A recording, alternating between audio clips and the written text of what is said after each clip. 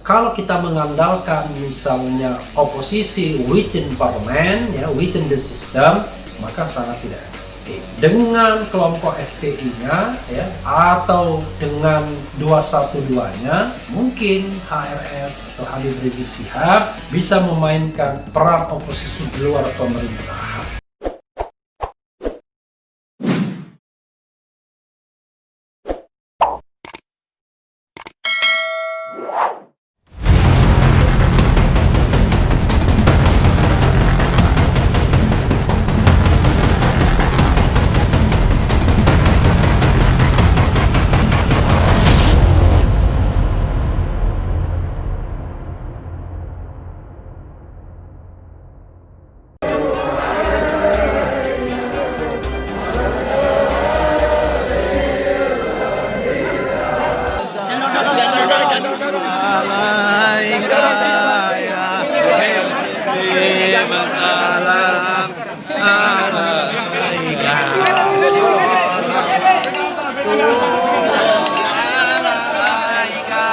Assalamualaikum warahmatullahi wabarakatuh, Sobat RH sekalian. Jumpa lagi kita di channel yang keren ini, Keren Cadas. Sekali ini saya akan membahas soal Habib Rizik, ya. Ketika video ini diambil, Habib Rizik di mana, ya? Yang jelas katanya sudah di Jeddah. Dan apakah sudah masuk pesawat atau tidak? Mudah-mudahan tidak ada halangan, dan diperkirakan akan tiba di tanah air pukul 9 besok, ya. Tapi ketika video ini ditayangkan, itu sudah tanggal 10 November pukul 9.00 Habib Rizik akan tiba di tanah air.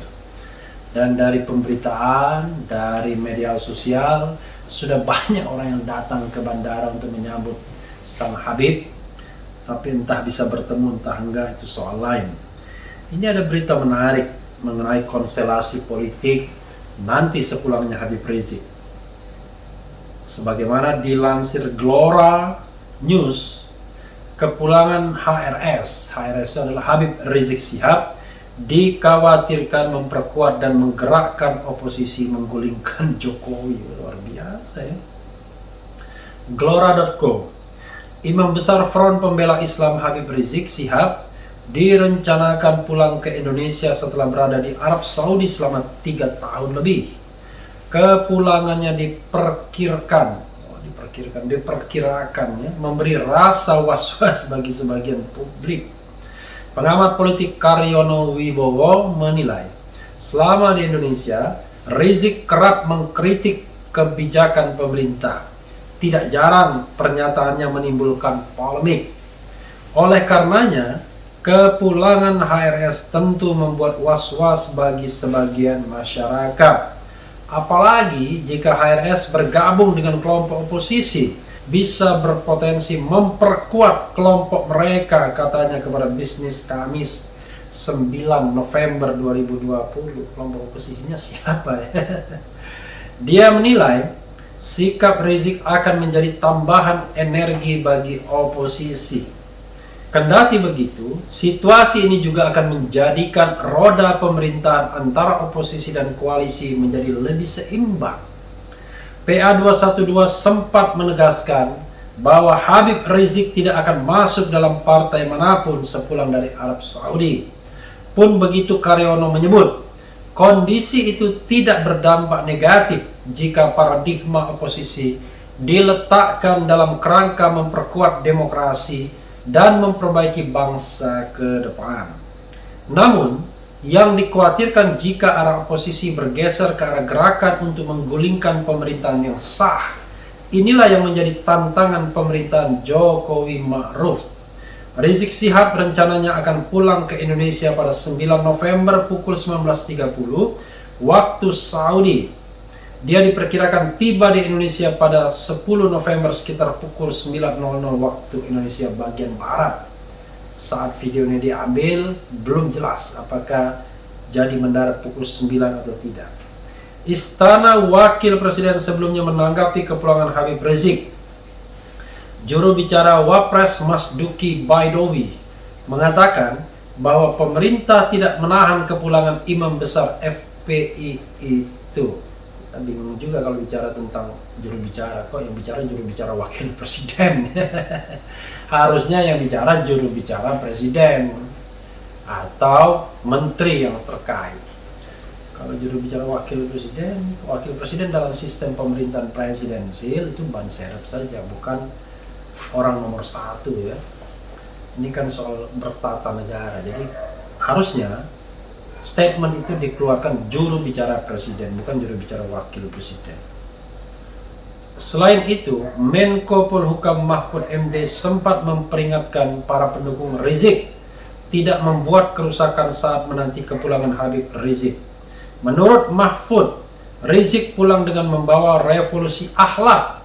Pemerintah akan menindak tegas pelaku kerusuhan saat kepulangannya ke tanah air. Ya, mudah-mudahan mereka yang datang dijaga, dilindungi oleh aparat keamanan, bukan sebaliknya ada pihak-pihak yang tertentu yang dikerahkan agar situasi menjadi chaos ya. Jadi saling menjaga.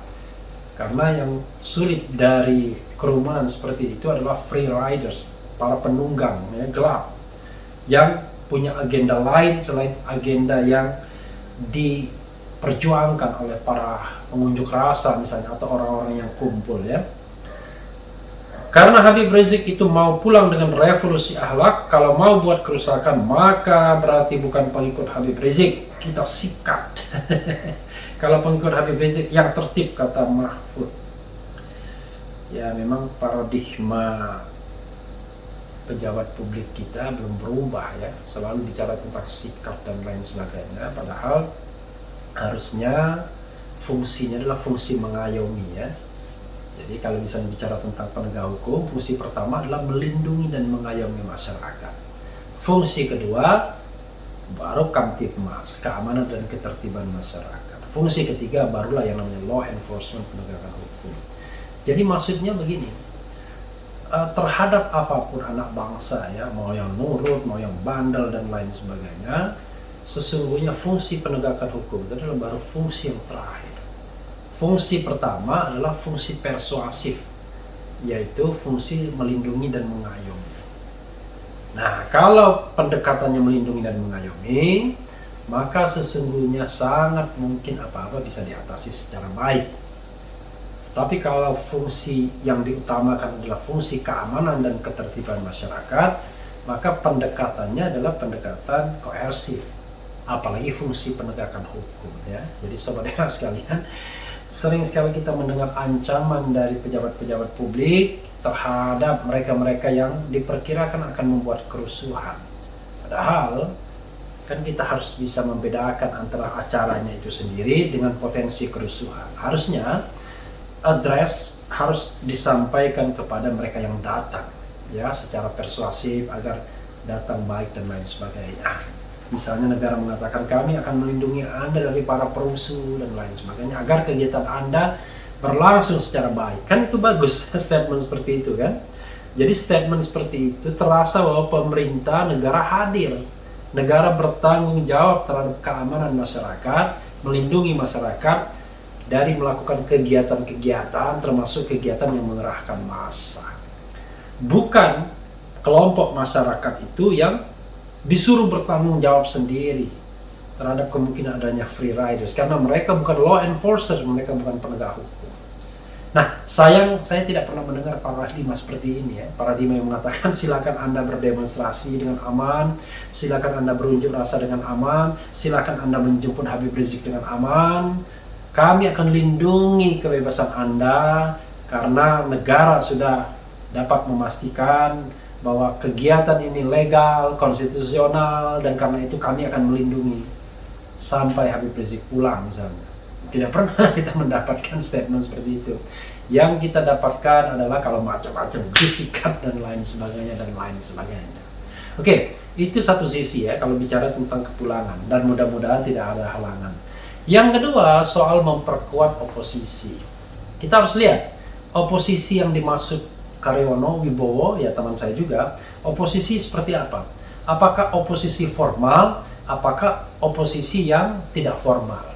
Kalau oposisi formal, ya berarti di parlemen, dan kita tahu bahwa partai yang beroposisi, yang nyata-nyata mengatakan beroposisi itu cuma satu saja, yaitu Partai Keadilan Sejahtera. Dua partai non-istana tidak jelas posisinya. Ya mungkin Demokrat, tergantung isunya juga. Demokrat misalnya dalam Omnibus Law sangat garang menolak. PKS sebaliknya tidak terlalu. PAN seperti biasanya main di wilayah abu-abu dan cenderung mengendorse istana. Kalau kita mengandalkan misalnya oposisi within parlemen, ya, within the system, maka sangat tidak efektif. Dengan kelompok FPI-nya, ya, atau dengan 212-nya, mungkin HRS atau Habib Rizik Syihab bisa memainkan peran oposisi di luar pemerintahan. Nah, kita tahu bahwa di luar pemerintahan itu ada kelompok-kelompok lain, ya. Ada kelompok yang sekarang menamakan dirinya aliansi, anak NKRI misalnya, yang terdiri dari organisasi-organisasi kanan, ya. Di situ ada GNPF Ulama, ada FPI, ada Persaudaraan Alumni 212. Tapi ada juga misalnya kelompok oposisi yang lebih nuansanya lebih di tengah, ya. Walaupun ada juga aktivis kanannya, yaitu kami, Koalisi Aksi Menyelamatkan Indonesia. Juga ada nuansa oposisinya. Ada juga kelompok yang baru muncul dari partai politik di luar istana dan di luar parlemen, seperti Masyumi misalnya, yang baru rebound, ya, digelorakan lagi, dilahirkan kembali pada tanggal 7 November kemarin oleh mereka-mereka yang sudah menjadi aktivis politik selama ini sesungguhnya, dan memang terlihat bahwa mereka mengusung politik Islam selama ini.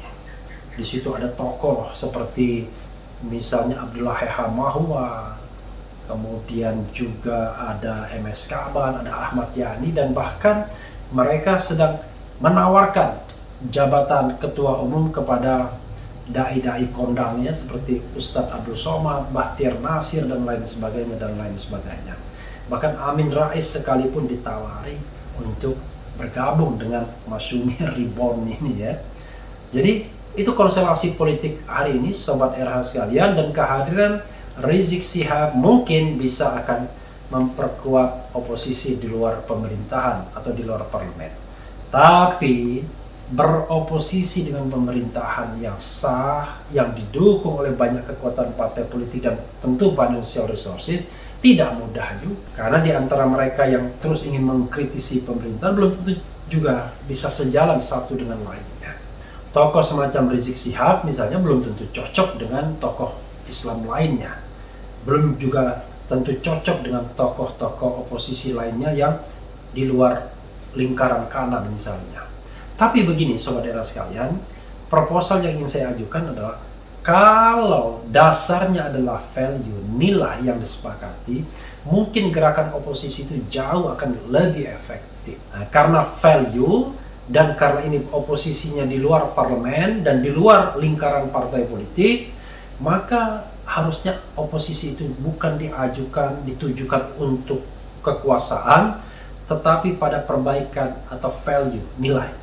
Habib Rizik sudah mengatakan revolusi akhlak melalui Munarman, ya.